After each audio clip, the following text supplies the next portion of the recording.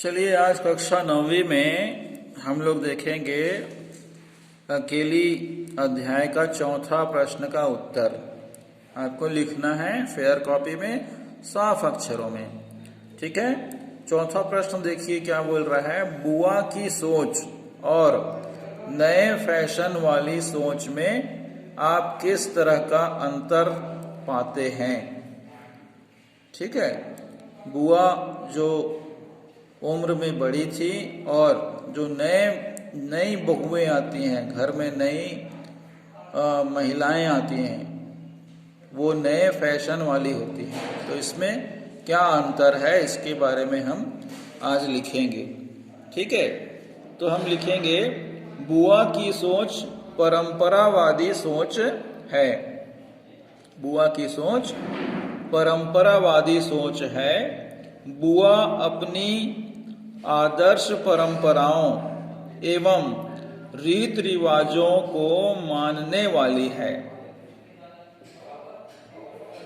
बुआ अपनी आदर्श परंपराओं एवं रीत रिवाजों को मानने वाली है, जबकि नए फैशन वाली सोच में प्राचीन परंपराओं को अधिक महत्व नहीं दिया जाता है।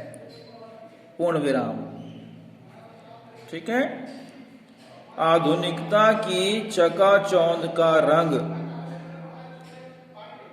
चकाचौंध मतलब ब्रैकेट में लिखिएगा व्यर्थ का दिखावा। व्यर्थ का दिखावा ब्रैकेट बंद का रंग वर्तमान पीढ़ी पर चढ़ चुका है। इसलिए वे आदर्शों और पुराने रीत रिवाजों के बीच में योजक चिन्ह बना लेंगे। ठीक है, रीत रिवाजों का पालन नहीं करती हैं। ठीक है, पूर्ण विराम। ये आपका प्रश्न चौथा का उत्तर है। अब देखिए पांचवा प्रश्न क्या बोल रहा है। पांचवा प्रश्न क्या बोल रहा है, ध्यान से देखिएगा। मानो वे दूसरों के घर में नहीं अपने घर में काम कर रही हों। इस पंक्ति के माध्यम से सोमा बुआ के व्यक्तित्व के बारे में कौन कौन सी बातें सामने आती हैं। ठीक है, व्यक्तित्व मतलब अच्छाई। कौन कौन सी अच्छाई दिखलाई पड़ती है इसके बारे में हमें लिखना है। ठीक है, उत्तर लिखेंगे सोमा बुआ का व्यक्तित्व अनेक विशेषताओं का आभापुंज। अनेक विशेषताओं का आभापुंज। आभापुंज को ब्रैकेट में लिख सकते हैं विशेषता का भंडार। विशेषता का भंडार ब्रैकेट बन गया है। उनके व्यक्तित्व में निम्नलिखित विशेषताएं उभर कर सामने आती हैं।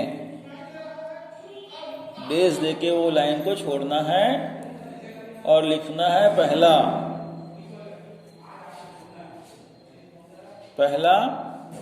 वे पराये घर को भी अपना घर मानती हैं, कॉमा करके, क्योंकि जब वे किशोरी लाल के घर मुंडन को सिंगल इन्वर्टेड कॉमा में कर लेंगे, मुंडन संस्कार में जाती है, तब वहां जाते ही काम में जुट जाती हैं। काम में जुट जाती हैं। उन्हें पता है कि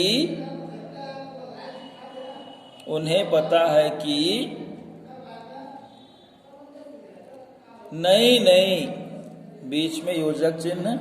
नई नई फैशन वाली बहुओं को कामकाज के बीच में योजक चिन्ह नहीं आते हैं, पूर्ण विराम। ठीक है। दूसरा पॉइंट लिखेंगे, बुआ एक सामाजिक रीति योजक चिन्ह रिवाजों की सफल अनुपालन करता है। वे कहती है कि सन्यासी जी को रिश्ते नातों के बीच में योजक चिन्ह बनाना है। ठीक है। रिश्ते नातों से क्या लेना देना के बीच में योजक चिन्ह होगा और प्रश्नवाचक चिन्ह होगा। ठीक है।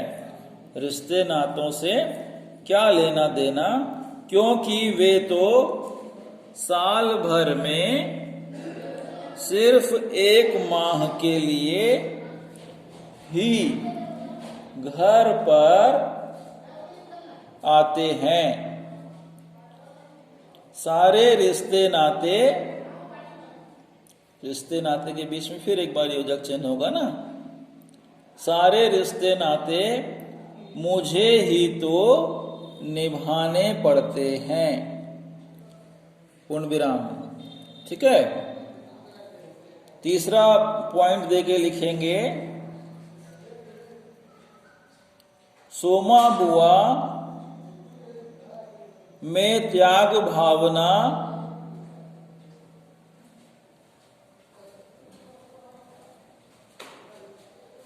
कूट कूट कर भरी हुई है। कूट कूट करके बीच में योजक चिन्ह होगा। सोमा बुआ में त्याग की भावना कूट कूट कर भरी हुई है।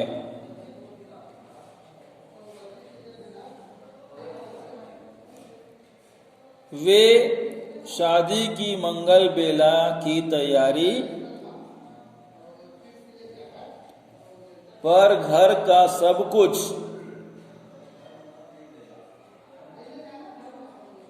यहाँ तक कि अपने इकलौते बच्चे की आखिरी निशानी सोने की अंगूठी को भी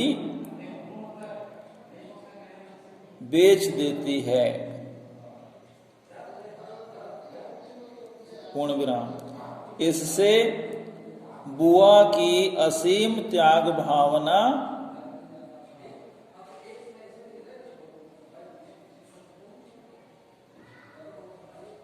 दिखाई पड़ती है, पूर्ण विराम। ठीक है। इस प्रकार से आपका 5वां प्रश्न का उत्तर पूरा होता है। 6वां प्रश्न में देखिए क्या बोल रहा है। कहानी में आए पात्र, पात्र मतलब जो व्यक्ति उस रोल को निभाता है, उस भूमिका को निभाता है, उसे बोलते हैं पात्र या कलाकार। ठीक है। पात्र या कलाकार।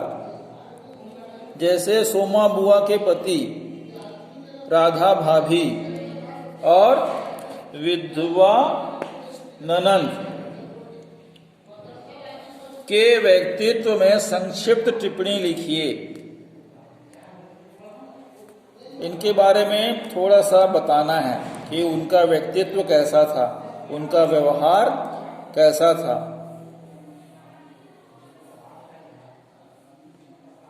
तो उत्तर में सबसे पहले लिखेंगे, पहला सन्यासी पति। डेस दे के लिखना है,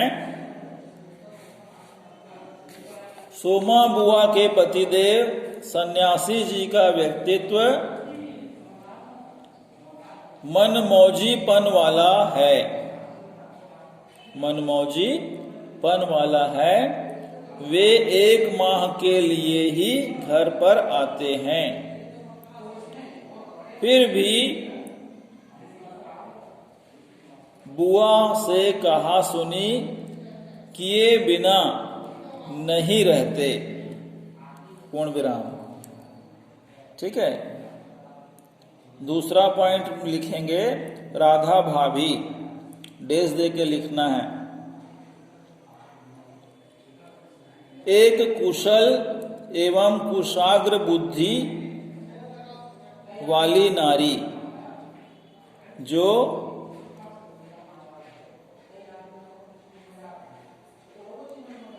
सगाई या शादी का सारा सामान बड़ी चतुराई से बाजार जाकर बुआ को लाकर दे देती है और समय समय के बीच में योजक चिन्ह, और समय समय पर छत से नीचे आकर बुआ की खबर भी लेती रहती है। खबर मतलब हालचाल। ठीक है, हालचाल पूछती रहती है या लेती रहती है। ठीक है। पूर्ण विराम। अगला पॉइंट है विधवा ननंद। ठीक है, तो डेज दे के लिखना है विधवा ननंद का व्यक्तित्व एक ऐसी सामाजिक नारी का है जो रिश्ते नातों, बीच में योजक चिन्ह, रिश्ते नातों को निभाने में अधिक विश्वास नहीं करती, अधिक विश्वास नहीं करती। उस पर आधुनिकता का रंग अवश्य चढ़ता दिखाई दे रहा है। पूर्ण विराम। ठीक है, ये आपका हो गया 6वां प्रश्न का उत्तर। अब देखिए 7वां प्रश्न क्या बोल रहा है।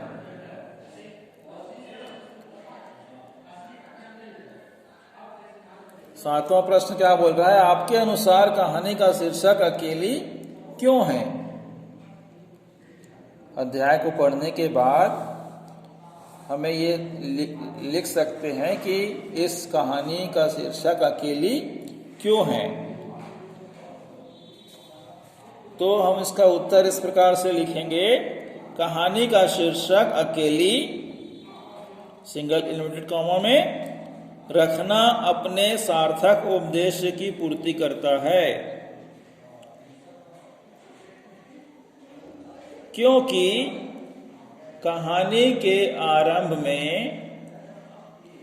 अपने युवा बेटे को खो देने और पति के गम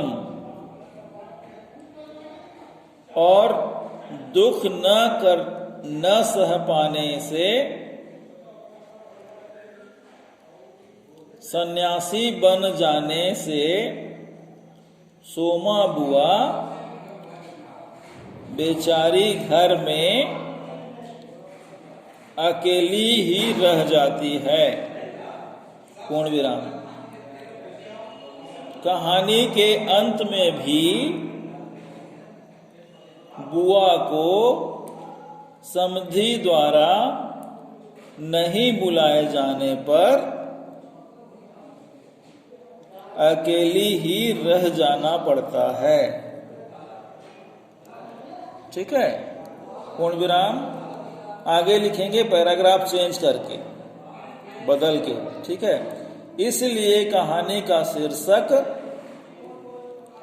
अकेली सिंगल इन्वर्टेड कॉमा में सर्वथा उपयुक्त एवं सार्थक है, क्योंकि बुआ का अकेली रहना, कॉमा सन्यासी पति का अकेला रहना एवं रिश्ते नातों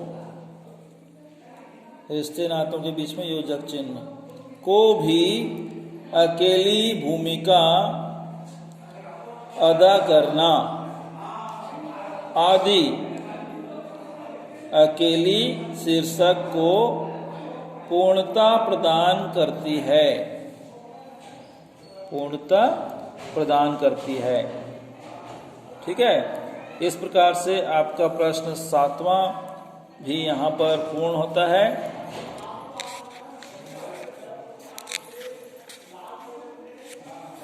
अगले दिन हम अध्याय 3.3 जामुन के पेड़ के बारे में पढ़ेंगे। ठीक है, कृष्णचंद्र इसके लेखक हैं। जामुन का पेड़ एक व्यंग्य है। व्यंग्य मतलब आज के समय में इस प्रकार की व्यवस्था होती है जिसे हम इसमें पढ़कर जानेंगे कि किस प्रकार की व्यवस्था है और यह कहानी कैसे हमें व्यंग्य मतलब एक प्रकार से हंसी व्यवस्था पर सवाल उठाती है। हंसी के साथ व्यंग्य मतलब किसी बात पर तीखा बोलकर हंसना। ठीक है, तो ठीक है, आज आपके साथ इतनी ही बातें आपको बताएंगे। अगले दिन अध्याय 3.3। देखिए, सबसे बड़ा और कठिन कार्य है सुनना। ठीक है, फिर पढ़ना, फिर लिखना। अगर ये 3 चीजों को हम विद्यार्थी जीवन में उतार लेते हैं तो हमारा जीवन सफल हो जाता है। ठीक है, इसलिए बोला गया है कि बोलना कम है, सुनना ज्यादा है। इसलिए जितना हो सके अच्छी बातें सुनिए, उसे ग्रहण कीजिए और अपना जीवन, अपने व्यक्तित्व को सुधारिए और उसे अच्छा बनाइए। यही वो समय है जो आपको आपके जीवन को सफल बनाने के लिए नींव का काम करेगा। ठीक है, आपका बहुत बहुत धन्यवाद।